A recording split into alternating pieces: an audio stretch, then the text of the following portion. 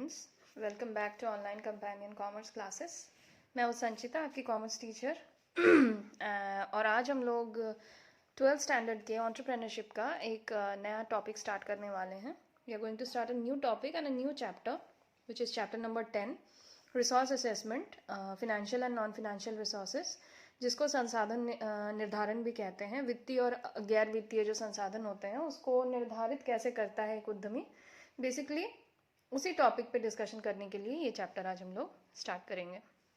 So let's get started with the chapter. First of all we are going to understand the meaning of resources. संसाधन का अर्थ क्या होता है आप लोग पहले से जानते हैं, फिर भी यहाँ पे एक ब्रीफिंग मैंने कर दिया है आप लोगों को कि रिसोर्सेज किसको कहा जाता है और उसको किस तरह से निर्धारित किया जाएगा, ये हम लोग इस चैप्टर में थोड़ा समझेंगे।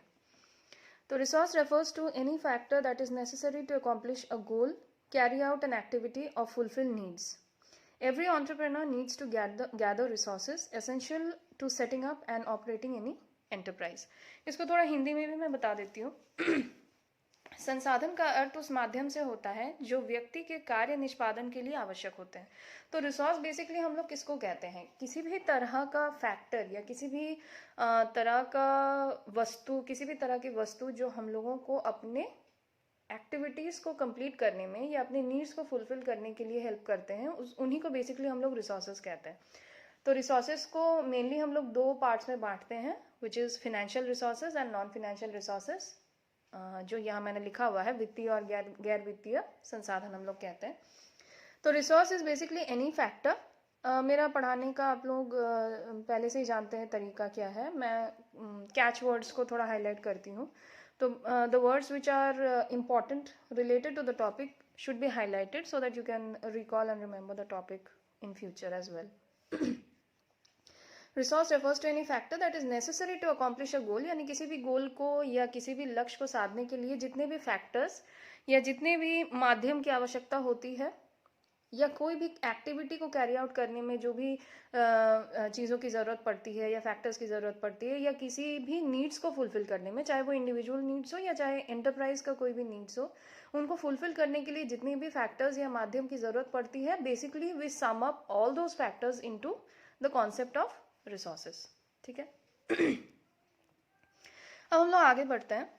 यहाँ पे हम लोगों को इस चैप्टर में मूलभूत तरीके से एक एंटरप्राइज को सेटअप करने के लिए बेसिकली हम लोग इंफ्रास्ट्रक्चरल रिसोर्सेज के बारे में या इंफ्रास्ट्रक्चरल फैसिलिटीज़ के बारे में हम लोगों को जानकारी होनी चाहिए, because those are the foundational resources which are required for setting up of an enterprise by an entrepreneur. तो इंफ्रास्ट्रक्चर फैसिलिटीज़ या संसाधन सुविधाओं में क्या क्या आता है, बेसिकली आप लोग ये चीज़ भी जानते ही हैं, ये एक तरह से रिवीजन ही हो रहा है आप लोगों का। तो मेन इंफ्रास्ट्रक्चरल फैसिलिटीज़ जो किसी भी उद्यमी को पहले सॉर्ट आउट करना पड़ता है कभी भी एंटरप्राइज या उद्यम को सेटअप करने से पहले, those are land and building, भूमि एवं भवन, प्लांट एंड मशीनरी, संयंत्र एवं मशीनरी, पावर जिसको शक्ति कहते हैं, यानी इलेक्ट्रिसिटी, इलेक्ट्रिकल पावर या हाइड्रो इलेक्ट्रिकल पावर, जो भी ज़रूरत पड़े आपके एंटरप्राइज के हिसाब से, पानी चाहिए होता है, ह्यूमन फोर्स भी चाहिए होता है, और फिर सबको एकत्रित करने के लिए एंटरप्रेन्योर अपना स्किल और नॉलेज अप्लाई करता है सो that he or she can set up an enterprise according to the planning that he or she has already done for setting up of the enterprise. अगला जो हेडिंग हम लोग यहाँ पे डिस्कस करेंगे, अगला टॉपिक जो है, that is the role of an entrepreneur in mobilising resources, यानी साधनों के गतिकरण में उद्यमी की क्या भूमिका होती है। आपने संसाधन तो एकत्रित कर लिया, for example if you are an entrepreneur, आप ऊपर जो हम लोगों ने बेसिक इंफ्रास्ट्रक्चरल फैसिलिटीज़ हम लोगों ने पढ़ा, we'll have to arrange all those infrastructural facilities because without them you can not set up an enterprise. वो सब सारे अरेंजमेंट होने के बाद the entrepreneur has to decide as to how he or she is going to mobilize those resources. संसाधनों को आप इकट्ठा करते हैं, लेकिन संसाधनों को काम में लगाना कैसे है और उनको यूटिलाइज कैसे करना है, ये एक एंटरप्रेन्योर को सोचना पड़ता है, और फिर वो उसको गतिकरण उसका करता है, यानी उसको मोबिलाइज करता है। आपके पास पैसे हैं, लेकिन आपको पैसे को कैसे यूज़ करना है और कहाँ यूज़ करना है, ये आपको सोचना है। पैसा खुद से ही कहीं पे जाकर अपना अपने आप को वो सेट नहीं कर सकता है या पैसा अपने से ही कोई काम नहीं कर सकता है, there needs to be some human ideas और human being so as to use the money. इसी तरह से यहाँ पे रिसोर्सेज तो आपने इकट्ठे कर लिए, लेकिन अब एक उद्यमी को ये सोचना है कि उन रिसोर्सेज को काम में कैसे लगाना है। तो द रोल ऑफ एंटरप्रेन्योर में क्या आता है, नीड ऑफ द रिसोर्सेज, यानी एक उद्यमी या एंटरप्रेन्योर पहले असेस करता है कि उसको किस तरह के रिसोर्सेज चाहिए होते हैं और कितना चाहिए होता है, कब चाहिए होता है। मोटे तौर पर एक उद्यमी को संसाधन की आवश्यकता का निर्धारण करना पड़ता है, ये एक रोल वो प्ले करता है। The second is identification of resources, यानी संसाधनों की पहचान। The entrepreneur has to sort out the type of resources that the enterprise requires, यानी जिस भी तरह के ऑर्गेनाइजेशन या एंटरप्राइज को आप स्टार्ट कर रहे हैं या चला रहे हैं, उसमें किन तरह के रिसोर्सेज या किन तरह के संसाधनों की आवश्यकता आपको है, ये पहले आपको थोड़ा सॉर्ट आउट कर लेना होगा। क्योंकि संसाधन मूलभूत तरीके से हम लोग दो भाग में बांटते हैं, फिनेंशियल और नॉन फिनेंशियल, यानी वित्तीय और गैर वित्तीय। तो वित्तीय संसाधन कितना चाहिए, गैर वित्तीय संसाधन कितना चाहिए, कैपिटल कितना चाहिए, मैन पावर कितना चाहिए, ये सारा आपको पहले मोटे तौर पर डिसाइड कर लेना होगा।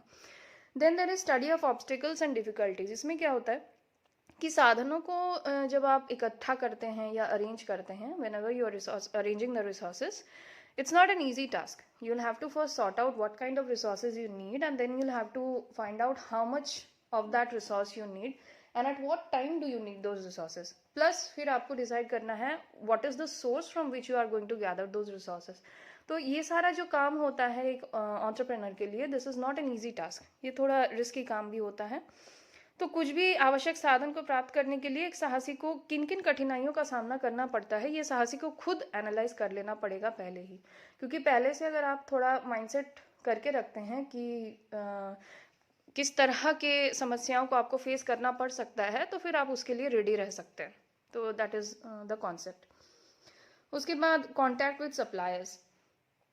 तो मैंने अभी कहा कि एक उद्यमी को तो ये भी सॉर्ट आउट करना पड़ता है कि कौन से सप्लायर से किस तरह के रिसोर्सेज आप लेंगे ताकि आपको इकोनॉमिकल हो और वो सप्लाई निरंतर चलता रहे। यानी आपूर्तिकर्ता से आपको संपर्क करना है और ऐसे आपूर्तिकर्ता से आपको संपर्क करना है जिसके साथ आप लंबा काम करेंगे और वो सप्लाई आपको जो भी रिसोर्सेज हैं उनका सप्लाई वो आपको कंटिन्यूअस दिलाते रहेगा, समय समय पर दिलाते रहेगा। ये सारा अरेंजमेंट एक उद्यमी को करना पड़ेगा। Then there is quality and quantity and timing of resources, यानी साधनों की मात्रा एवं समय। किस साधन को कितनी मात्रा और किस समय के अंतराल पर आपको लाना है और आपको आवश्यकता उसकी पड़ेगी, इन बातों को निर्धारण करना पहले से ही आवश्यक है एक उद्यमी के लिए।